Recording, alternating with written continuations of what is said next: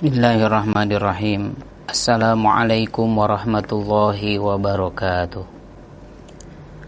Alhamdulillah wassalatu wassalamu ala Rasulillah Muhammad ibn Abdillah. Asyhadu an la ilaha illallah wahdahu la syarikalah wa asyhadu anna Muhammadan abduhu wa rasuluhu la nabiyya ba'dah. Allahumma arinal haqqa haqqa warzuqna tiba'ah wa arinal batila batila warzuqna ijtinabah. Ayuhan nas ittaqullah haqqa tuqatih wa la tamutunna illa wa antum muslimun. Puji dan syukur marilah kita panjatkan kedat yang maha gopur. Salawat beserta salam semoga dilimpahkan atas baginda kita habibana wa nabiyana Muhammad sallallahu alaihi wasallam. Mitra pendengar Pro 89 Suara Purwakarta rahimakumullah dimanapun Anda berada. Alhamdulillah di pagi yang cerah ini, seperti biasa setiap hari Sabtu pagi kita ada kajian tafsir Ibnu Katsir di Juz Amma. Mudah-mudahan kita semua selalu dilimpahkan rahmat dan maghfirah oleh Allah, diberikan rizki yang tiada terhingga, dan kita terus bisa menikmati semua nikmat yang Allah berikan kepada kita. Dengan tentunya kita pun berharap dan memohon kepada Allah supaya bisa mensyukuri semua nikmat yang telah Allah berikan. Karena mitra pendengar, sangat luar biasa nikmat yang Allah berikan kepada kita. Wa in ta'uddu nikmatallahi la tuhsuha. Seandainya kita berusaha untuk menghitung semua nikmat yang telah Allah berikan kepada kita, niscaya kita tidak akan mampu untuk menghitungnya. Mitra pendengar Pro 89 Suara Purwakarta dimanapun Anda berada, alhamdulillah kami dari Pesantren Al-Muhajirin Purwakarta yang mengudara di Pro 89 Suara Purwakarta, alhamdulillah pada kesempatan ini masih bisa bergabung bersama mitra pendengar setia Pro 89 Radio Siaran Kabupaten Purwakarta dimanapun Anda berada, yang ada di Purwakartanya, di sekitar Subang, Karawang, Bandung Barat dan sekitarnya. Alhamdulillah kita bisa terus bergabung. Mudah-mudahan kebersamaan ini Allah memberikan barokah nikmat kepada kita sehingga kita bisa terus menikmati hidup ini dengan bersyukur kepada Allah Subhanahu wa taala. Mitra pendengar Pro 89 Suara Purwakarta rahimakumullah, pada kesempatan ini seperti biasa kita akan melanjutkan materi berikutnya, yaitu kajian dari surah Al-Bayyinah. Baik, akan saya baca dulu bagi mitra pendengar Pro 89 Suara Purwakarta dimanapun Anda berada, yang ada di rumahnya, yang ada mushafnya, bisa dilihat surah Al-Bayyinah. A'udzu billahi minasyaitonir rajim. Bismillahirrahmanirrahim. Lam yakunil ladzina kafaru min ahlil kitabi wal musyrikina munfakkina hatta ta'tiyahumul bayyinah. Rasulun minallahi yatlu suhufan mutahharah fiha kutubun qayyimah wa ma tafarraqal ladzina utul kitaba illa min ba'di ma ja'atuhumul bayyinah wa ma umiru illa liya'budullaha mukhlishina lahuddin hunafa wa yuqimus sholata wa yu'tuz zakata wa dzalika dinul qayyimah. Innal ladzina kafaru min ahlil kitabi wal musyrikina fi nari jahannama khalidina fiha ulaika hum syarrul bariyah. Innal ladzina amanu wa amilus solihati ulaika hum khairul bariyah jazaohum inda rabbihim jannatu adnin tajri min tahtihal anharu khalidina fiha abada radhiyallahu anhum wa radu anhu zalika liman khasyiya rabbah. Al-ayah wallahu a'lam bimuradih. Bismillahirrahmanirrahim, dengan menyebut nama Allah yang Maha Pemurah lagi Maha Penyayang. Orang-orang kafir, yakni ahli kitab dan orang-orang musyrik, mengatakan bahwa mereka tidak akan meninggalkan agamanya sebelum datang kepada mereka bukti yang nyata, yaitu seorang Rasul dari Allah, yaitu Muhammad, yang membacakan lembaran yang disucikan, yakni Al-Quran. Di dalamnya terdapat isi kitab-kitab yang lurus, dan tidaklah berpecah belah orang-orang yang didatangkan Alkitab kepada mereka, melainkan sesudah datang kepada mereka bukti yang nyata. Padahal mereka tidak diperintahkan kecuali supaya beribadah kepada Allah dengan memurnikan ketaatan kepadanya dalam menjalankan agama dengan lurus, dan supaya mereka mendirikan sholat dan menunaikan zakat, dan yang demikian itulah agama yang lurus. Innal ladzina kafaru min ahlil kitab, sesungguhnya orang-orang kafir, yakni ahli kitab dan orang-orang musyrik, akan masuk ke dalam neraka jahanam. Mereka kekal di dalamnya. Mereka itu adalah seburuk-buruk makhluk. Sesungguhnya orang-orang yang beriman dan mengerjakan amal soleh, mereka itu adalah sebaik-baik makhluk. Balasannya, mereka di sisi Rabb, mereka ialah surga Aden yang mengalir di bawahnya sungai-sungai. Mereka kekal di dalamnya selama-lamanya. Allah ridho terhadap mereka dan mereka pun ridho kepadanya. Yang demikian itu adalah balasan bagi orang yang takut kepada Rabb-Nya.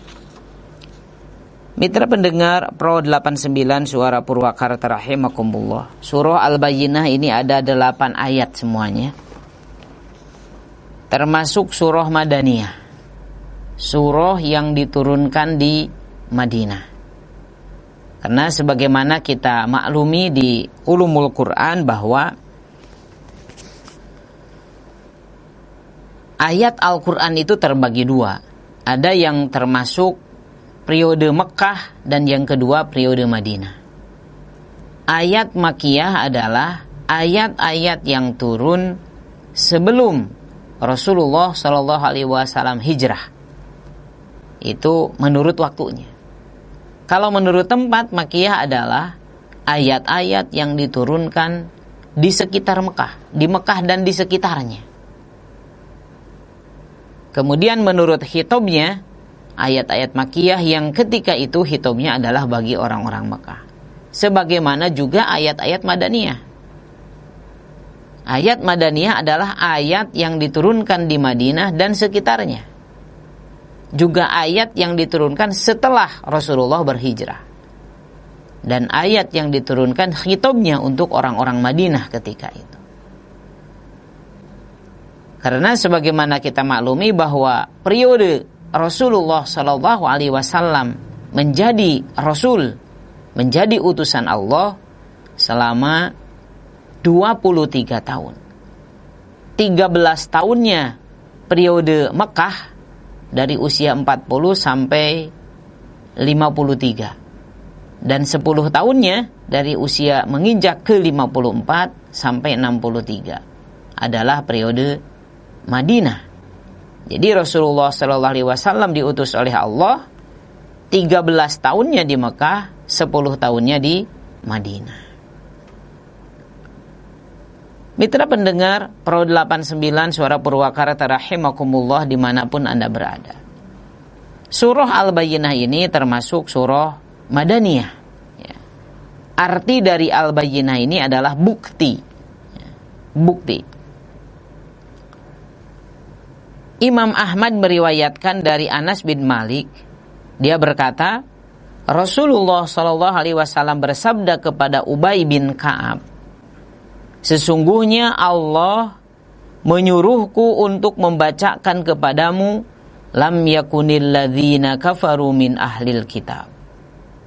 Ubay bertanya, dia menyebut namaku kepadaku? Beliau menjawab, ya. Maka Ubay pun menangis. Ini diriwayatkan oleh Al-Bukhari, Muslim, At-Tirmizi, dan An-Nasai. Ini dalam salah satu riwayat begitu. Jadi Rasul bersabda kepada Ubay, ya, kepada Ubay bin Ka'ab, sesungguhnya Allah menyuruhku untuk membacakan kepadamu lam yakunil ladzina kafaru. Jadi Allah yang langsung menyuruh, sehingga dia merasa bangga, merasa bahagia. Akhirnya dia menangis dengan kebahagiaannya itu. Maka dibacakanlah ayat ini, ya, surah ini, surah Al-Bayyinah.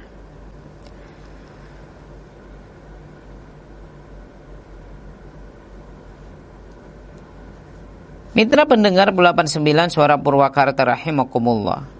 Di antara maksud dari hal itu adalah sunnah yang tetap diikuti sampai sekarang ini, yaitu penyimakan langsung seorang penuntut ilmu kepada syekhnya berkenaan dengan tata cara membacanya sehingga ia dapat mengukur dari bacaan syekhnya, panjang dan pendeknya, bacaan serta yang lainnya.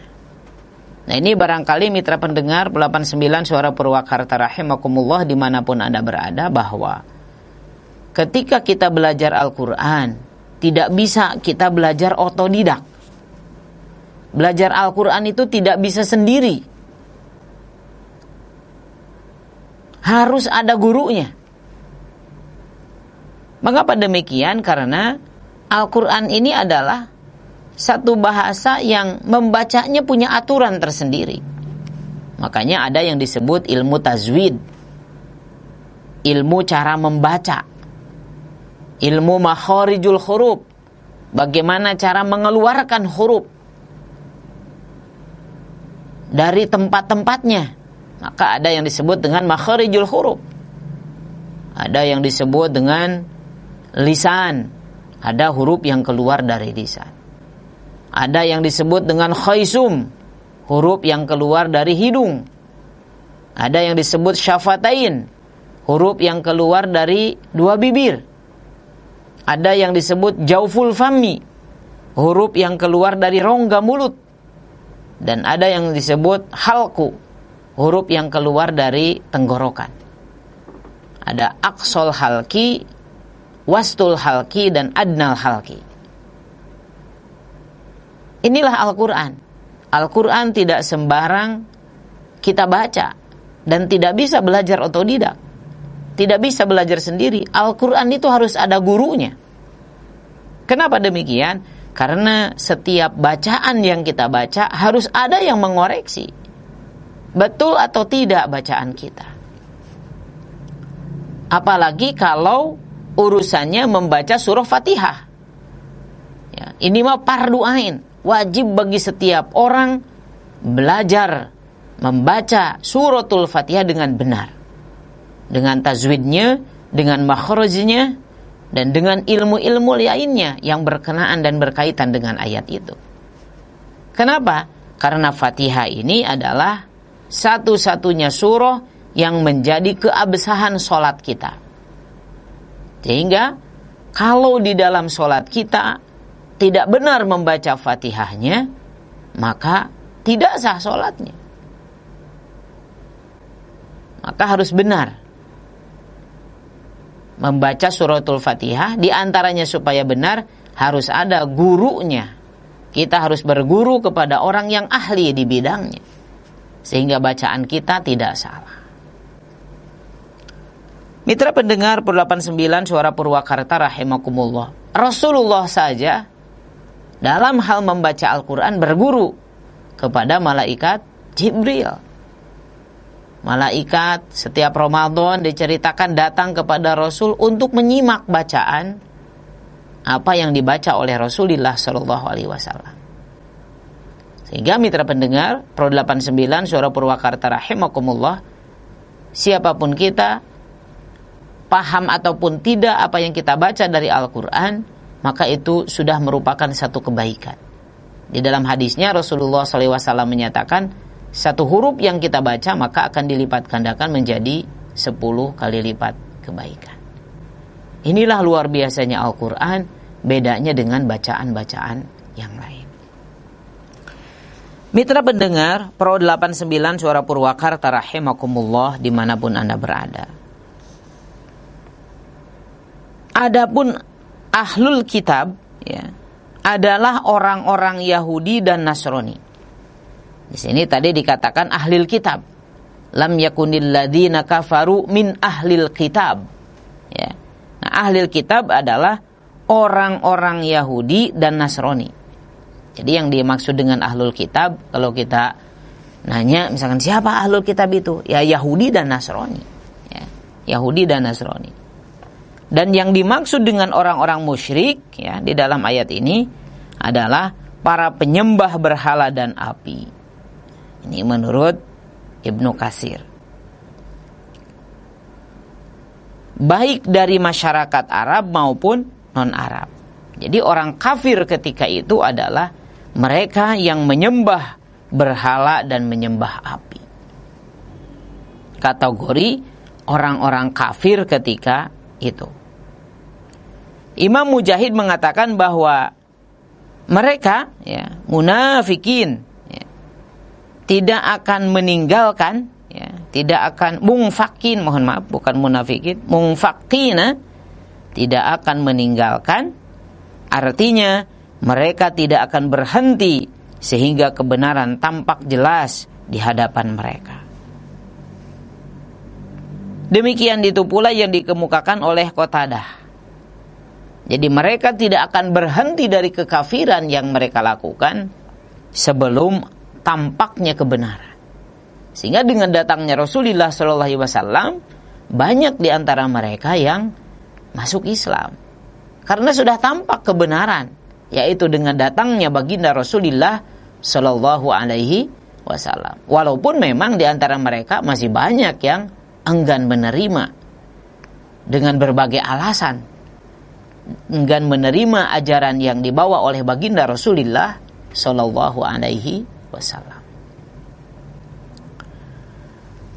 Kemudian mitra pendengar, Pro 89 Suara Purwakarta rahimakumullah, ayat berikutnya hatta ta'tiyahumul bayyinah, sehingga datang kepada mereka bukti yang nyata, yaitu Al-Qur'anul Karim. Maksud al-bayyinah adalah Al-Qur'anul Karim. Quran ini adalah sebagai bayyinah, sebagai penjelas. Sehingga dengan turunnya Al-Qur'an, maka jelaslah apa-apa yang tadinya tidak jelas. Maka jelaslah apa-apa yang menjadi keraguan mereka. Bagaimana konsep ketuhanan, bagaimana konsep kerasulan, bagaimana konsep kenabian, semua diceritakan dengan lugas di dalam Al-Quran sebagai bayyinah, sebagai penjelas itu. Mitra pendengar Pro 89 Suara Purwakarta rahimakumullah, sehingga Al-Quran ini menjadi pedoman hidup bagi kita umat Islam. Karena Al-Quran, Allah Subhanahu wa ta'ala langsung menurunkannya kepada baginda Rasulullah Sallallahu Alaihi Wasallam melalui 3 tahap. Pertama, dari Allah ke Lauhul Mahfud secara sekaligus. Kemudian dari Lauhul Mahfud ke Baitul Izzah, langit dunia, secara sekaligus juga. Dari Baitul Izzah kepada Rasulullah Sallallahu Alaihi Wasallam yang dibawa oleh malaikat Jibril secara berangsur-angsur selama 23 tahun. Selama Nabi Muhammad menjadi Rasul, maka selama itu pula lah Allah menurunkan Al-Quran kepada baginda Rasulullah Sallallahu Alaihi Wasallam, dan untuk dijadikan pedoman hidup bagi umat Islam sampai yaumil kiamah. Mitra pendengar 89 Suara Purwakarta rahimakumullah. Sehingga Al-Quran harus kita jadikan pedoman hidup dengan cara pertama, Al-Quran harus menjadi bacaan utama bagi kita. Siapapun kita, dimanapun kita, Al-Quran harus menjadi bahan bacaan. Bacaan yang harus paling sering kita baca. Itulah Al-Quran. Ditadaruskan. Semangat baca Al-Quran bukan hanya sekedar Ramadan saja mitra pendengar, tapi kapanpun. Ya. Jadikan sebagai bahan bacaan utama Al-Quran ini. Setelah dibaca, juga kita berusaha untuk memahami terjemahnya. Baca juga terjemahnya. Sekarang banyak Al-Quran yang diterjemahkan, ada terjemah global, ada terjemah per kata, ya. Itu untuk mempermudah, karena walau bagaimanapun Quran itu ya bahasa Quran, bahasa Arab. Bahasa yang kadang kita sendiri tidak paham. Nah, maka untuk memahaminya, para ulama menerjemahkan setiap ayat. Bacalah terjemah Al-Quran itu. Walaupun tidak setiap terjemah Al-Quran, tidak setiap Al-Quran yang kita baca terjemahnya, barangkali kita paham. Tidak semuanya begitu. Karena ayat Al-Quran itu ada dua, ada ayat muhkam dan ada ayat mutasyabih. Kalau ayat muhkam yang bersifat global, yang kita bisa paham secara maknanya secara langsung, barangkali tidak masalah. Tapi ketika kita memahami ayat-ayat mutasyabihat, seperti misalkan dalam Al-Quran ada ayat yadullah fauqa aydihim, tangan Allah di atas tangan-tangan mereka. Atau ada ayat misalkan wujuhu yauma idzin nadhirah ila rabbiha nadhirah. Ada ayat wa yabqa wajhu rabbika, wajah Allah. Gimana ini memahami ini? Nah, maka ada cara berikutnya, yaitu dengan kita memahami tafsirnya. Memahami ulumul Quran, ya, ilmu-ilmu yang mendukung supaya kita bisa memahami Al-Quran. Nah, itulah setelah kita baca, kita memahami maknanya, kita juga memahami tafsirnya. Dengan cara apa? Dengan cara kita membaca, menghadiri majlis-majlis ta'lim, majlis-majlis ilmu, kajian-kajian, tausiah-tausiah, itu dalam rangka menjelaskan isi kandungan Al-Quran. Mitra pendengar Pro 89 Suara Purwakarta rahimakumullah dimanapun Anda berada.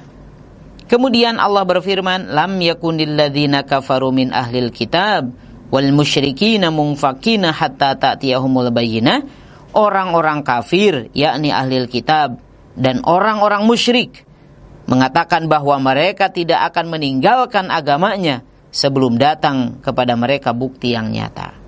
Kemudian Allah Ta'ala menafsirkan bukti tersebut melalui firman-Nya, Rasulun minallahi yatslu suhufam mutahharo, yaitu seorang Rasul dari Allah yang membacakan lembaran yang disucikan, yakni Al-Quran, yaitu baginda Rasulullah Sallallahu Alaihi Wasallam dan Al-Quranul Azim yang beliau bacakan, yang sudah tertulis di Malaul A'la, di dalam lembaran-lembaran yang disucikan. Jadi Allah menjawab terhadap permintaan, ya, keinginan orang-orang Yahudi, orang-orang Nasrani, para ahli kitab, bahwa mereka tidak akan menerima kebenaran sebelum Allah menurunkan atau mengeluarkan bukti. Maka Allah menjawab keinginan mereka, yaitu dengan diutusnya baginda Rasulullah Sallallahu Alaihi Wasallam ini. Maka dengan diutusnya baginda Rasulullah Sallallahu Alaihi Wasallam ini adalah bagian dari jawaban Allah, ya, terhadap keinginan mereka. Diutuslah seorang Rasul, Nabi Muhammad Sallallahu Alaihi Wasallam, kemudian diturunkanlah Al-Quran sebagai pedoman hidup kepada Rasulullah Sallallahu Alaihi Wasallam untuk dijadikan pedoman hidup bagi kita umatnya. Mitra pendengar Pro 89 Suara Purwakarta rahimakumullah dimanapun Anda berada. Kemudian firman Allah, fiha kutubun qayyimah, di dalamnya terdapat isi kitab-kitab yang lurus. Ibnu Jarir mengatakan, yakni di dalamnya, ya, di dalam lembaran-lembaran itu, yaitu dalam lembaran Al-Quran yang disucikan itu, terdapat kandungan kitab-kitab dari Allah yang sangat tegak, adil, dan lurus, tanpa adanya kesalahan sedikit pun, karena ia berasal dari Allah. Allah menjamin bahwa di dalam Al-Quran ini isinya pasti benar, ya, dijamin oleh Allah. Bahkan tidak akan ada orang yang bisa memalsukannya. Walaupun orang terus berusaha untuk memalsukannya, akan selalu ketahuan. Inna nahnu nazzalna zikra wa inna lahu lahafidun. Kamilah yang menurunkan Al-Quran, kata Allah, dan kamilah yang menjaganya. Jadi Al-Quran ini sudah dijamin bahwa di dalamnya pasti tegak, keadilan, kemudian lurus, tanpa adanya kesalahan sedikit pun. Inilah Al-Quran. Itulah jaminan dari Allah. Fiha kutubun qayyimah, di dalamnya terdapat kitab-kitab yang lurus. Mitra pendengar Pro 89 Suara Purwakarta rahimakumullah dimanapun Anda berada. Kemudian firman Allah, wa ma tafarraqal ladzina utul kitaba illa mim ba'di ma ja'athumul bayyinah. Dan tidaklah berpecah belah orang-orang yang didatangkan Alkitab kepada mereka, melainkan sesudah datang kepada mereka bukti yang nyata. Nah, ini seperti firman Allah, ya, di dalam surah Ali Imran ayat 105, wala takunu kalladzina tafarraqu wakhtalafu min ba'di ma ja'ahumul bayyinat wa ulaika lahum azabun azim. Dan janganlah kamu menyerupai orang-orang yang bercerai-berai dan berselisih sesudah datang keterangan yang jelas kepada mereka. Mereka itulah orang-orang yang mendapat siksa yang berat. Yang dimaksud dengan hal tersebut adalah orang-orang yang menerima kitab-kitab yang diturunkan kepada umat-umat sebelum kita, di mana setelah Allah memberikan hujjah dan bukti kepada mereka, mereka malah berpecah belah dan berselisih mengenai apa yang dikehendaki Allah dari kitab-kitab mereka. Mereka mengalami banyak perselisihan. Wa ma tafarraqal ladzina utul kitaba illa mim ba'di ma ja'athumul bayyinah. Dan tidaklah berpecah belah orang-orang yang didatangkan Alkitab kepada mereka, melainkan sesudah datang kepada mereka bukti yang nyata. Jadi setelah bukti nyata, setelah Allah mengutus Rasul, setelah Allah memberikan dan menurunkan Al-Quran kepada Rasul, ternyata orang-orang Yahudi, orang-orang Nasrani, para ahli kitab, tidak semuanya menerima. Bahkan mereka pecah. Ada yang menerima, masuk Islam, mengikuti ajaran Rasul, tapi juga ada yang memusuhinya. Bahkan lebih memusuhi Rasulullah SAW dan lebih ingkar terhadap Al-Quran. Mitra pendengar Pro 89 Suara Purwakarta rahimakumullah dimanapun Anda berada. Kemudian firman Allah, wa ma umiru illa liya'budullaha mukhlishina lahuddin. Padahal mereka tidak diperintahkan kecuali supaya beribadah kepada Allah dengan memurnikan ketaatan kepadanya dalam menjalankan agama. Hunafa'a, yang lurus, yakni yang melepaskan kemusyrikan menuju kepada tauhid. Tidak ada sedikit pun di dalam hatinya, ya, percaya kepada selain Allah. La ilaha illallah, la maujuda illallah. La ilaha illallah, la ma'buda illallah. La ilaha illallah, la matluba illallah. La ilaha illallah, la maqsuda illallah. Bahwa semua ada karena Allah yang maha ada. Tidak ada yang berhak diibadahi kecuali Allah yang maha ada. Tidak ada yang bisa kita pinta kecuali Allah yang maha memberi. dan tidak ada yang kita ibadahi kecuali Allah yang Maha Ada. Dan pembahasan tentang kata Hanif ini telah banyak dijelaskan sebelumnya, ya. Salah satunya misalkan ada ayat wa yuqimus shalah wa yu'tuz zakah wa zalika dinul qayyimah. Mitra pendengar Pro 89 Suara Purwakarta rahimakumullah. Kemudian ayat wa yuqimus shalah, ya, dan supaya mereka mendirikan salat yang merupakan ibadah jasmani yang paling mulia. Setelah mereka menerima dan percaya kepada Nabi, ada konsekuensi yang harus mereka lakukan, yaitu wa yuqimus shalah, mendirikan salat. Bukan hanya sekedar melaksanakan salat, mendirikan salat. Wa yuqimus shalah, bahwa salat bukan hanya sekedar dilaksanakan. Salat bukan hanya sekedar gugur kewajiban, tapi bagaimana ajaran-ajaran salat bisa diaktualisasikan dalam kehidupan nyata. Salat itu kata Rasulullah imaduddin, tiangnya agama. Diibaratkan satu rumah atau satu bangunan, kalau tidak ada tiangnya, kalau tidak ada pondasinya, maka jelas bangunan itu tidak akan bisa tegak, tidak akan bisa berdiri. Begitu juga agama kita. Kalau sholat sudah berani ditinggalkan, lalai dalam melaksanakannya, bahkan Allah sampai mengancam fawailul lil musallin alladzina hum an sholatihim sahun. Orang yang lalai saja sudah diancam oleh Allah neraka wail, apalagi orang yang tidak pernah sholat, padahal dia seorang muslim. Karena sholat dalam agama kita seperti angka 1, amal yang lain seperti angka 0. Berapapun kita punya 0, berapa biji pun angkanya, ya, angka 0-nya, tapi kalau 0 saja tidak ada maknanya. Tapi kalau ada 1 aja di belakangnya, walaupun 0-nya cuma 1, maka ada nilainya 10. 0-nya 2, 100. 0-nya 3, 1000. Kenapa? Karena ada 1-nya. Nah, dalam ajaran agama kita pun demikian. Semua amal yang lain akan bermakna dan akan bernilai seandainya sholatnya bernilai. Tapi amal yang lain akan gugur dan tidak ada nilainya seandainya sholatnya rusak, tidak ada nilainya.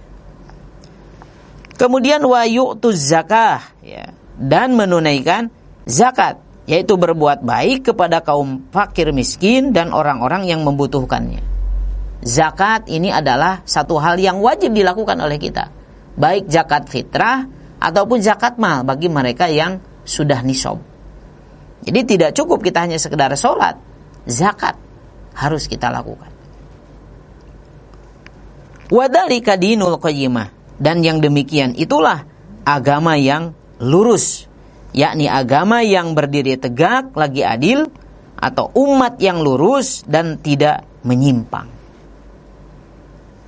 Dan banyak imam seperti Az-Zuhri dan Asy-Syafi'i yang menggunakan ayat mulia ini sebagai dalil bahwa amal perbuatan itu masuk dalam keimanan.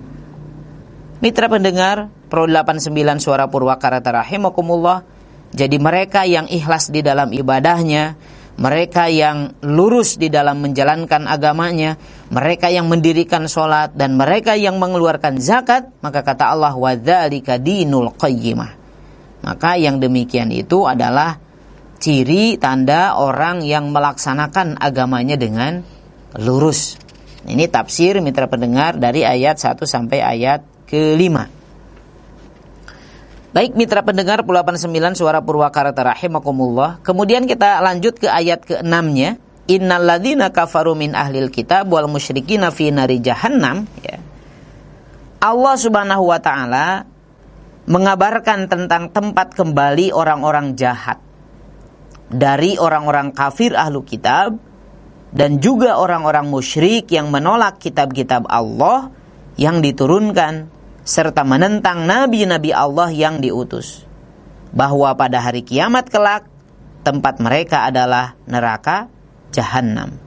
Mereka kekal di dalamnya, yakni tidak akan pindah dari neraka itu untuk selamanya. Na'udzubillah, summa na'udzubillah.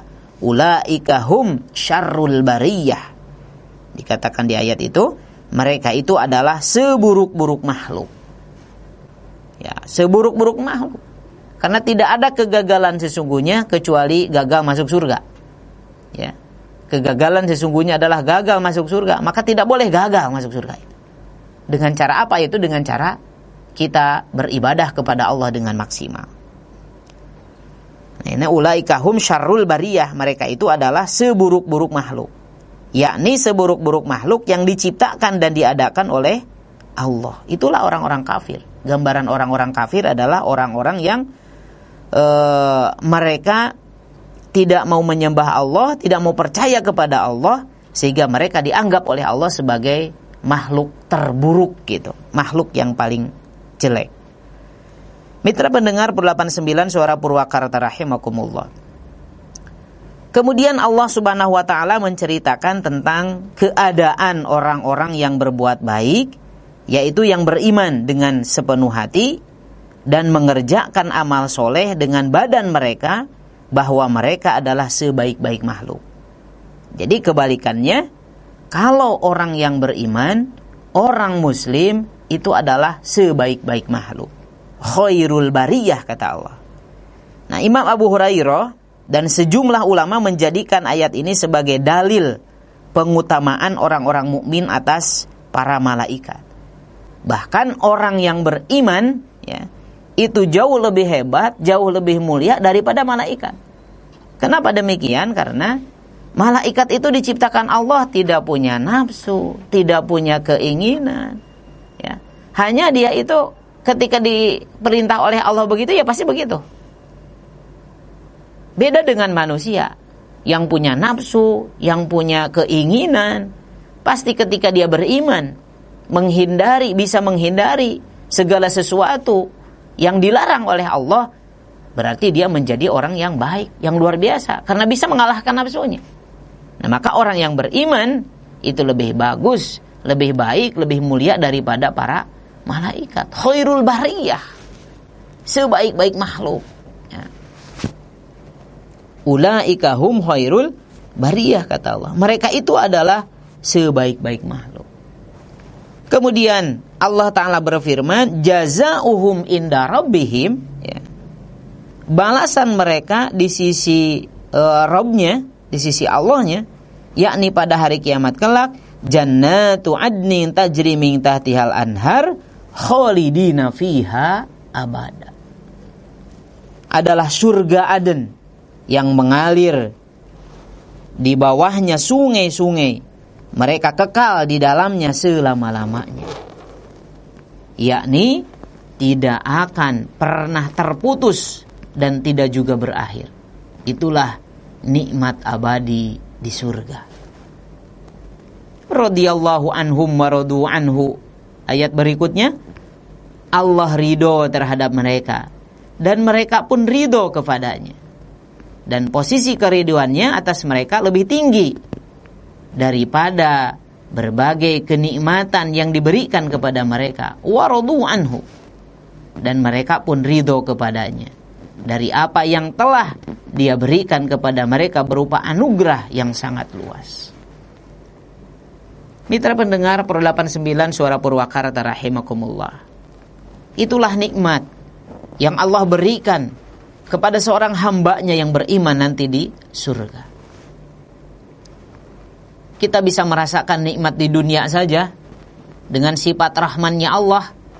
Hanya satu nikmat, 1% nikmat dibanding dengan 99% nikmat di surga nanti. 1% di dunia saja sudah begini nikmatnya sangat luar biasa. Kita tidak bisa menghitungnya. Ya, apalagi nanti di akhirat. 1% saja nikmat yang Allah berikan di dunia ini. Dan semua orang merasakan nikmatnya. Semua makhluk merasakan nikmatnya. Sudah begini sangat luar biasa nikmat yang Allah anugerahkan kepada kita. Apalagi nanti di akhirat 99% nikmat yang hanya merasakannya juga adalah orang-orang yang hanya masuk surga saja. Betapa nikmat yang sangat luar biasa yang Allah berikan nanti di surga nanti. Sehingga pantaslah radhiyallahu anhum wa radu anhu gitu. Allah ridho kepada mereka, kita pun sungguh menikmati nikmat yang tiada akhir itu, nikmat yang abadi itu. Kemudian di akhirnya mitra pendengar, Pro 89 Suara Purwakarta rahimakumullah, zalika liman khasyiya rabbah. Yang demikian itu adalah balasan bagi orang yang takut kepada Rabb-nya. Yakni balasan ini akan diberikan kepada orang-orang yang takut dan bertakwa kepada Allah dengan sebenar-benarnya takwa serta beribadah kepadanya seakan-akan dia melihatnya. Dan dia juga mengetahui kalau memang dia tidak melihat Allah, maka sesungguhnya Allah melihatnya. Ini makna dari ihsan, ya. Mitra pendengar Pro 89 Suara Purwakarta rahimakumullah dimanapun Anda berada, alhamdulillah ya, kita sudah mengkaji dari surah Al-Bayyinah ini sebanyak 8 ayat. Mudah-mudahan kita bisa mengambil hikmah dari semua apa yang kita sampaikan pada kesempatan ini, kajian tafsir Ibnu Katsir. Mitra pendengar 89 Suara Purwakarta rahimakumullah, demikian yang bisa saya sampaikan. Mohon maaf yang sebesar-besarnya apabila ada yang benar, ada yang baik, itu semata-mata dari Allah Subhanahu wa taala. Kemudian mudah-mudahan semua bisa istifadah, bisa mengambil manfaat, dan tentunya saya berharap bagi saya sendiri mudah-mudahan ini menjadi motivasi bagi kita untuk terus meningkatkan amal ibadah kita, karena itulah tugas utama kita di dunia. Wa ma khalaqtul jinna wal insa illa liya'budun, kata Allah, tidaklah aku ciptakan jin dan manusia kecuali untuk beribadah. Sehingga apapun yang kita lakukan di dunia ini yang baik harus diniatkan bagian dari ibadah kepada Allah Subhanahu wa taala. Karena setiap waktu, setiap saat, setiap kegiatan yang kita lakukan tentu akan dipertanggungjawabkan di hadapan Allah Subhanahu wa taala. Kalau ada yang kurang, ada yang salahnya, mohon maaf yang sebesar-besarnya. Itu semata-mata dari kekurangan dan kealfaan diri saya sendiri. Demikian yang bisa saya sampaikan. Wallahul muwaffiq ila aqwamit thoriq. Wassalamualaikum warahmatullahi wabarakatuh.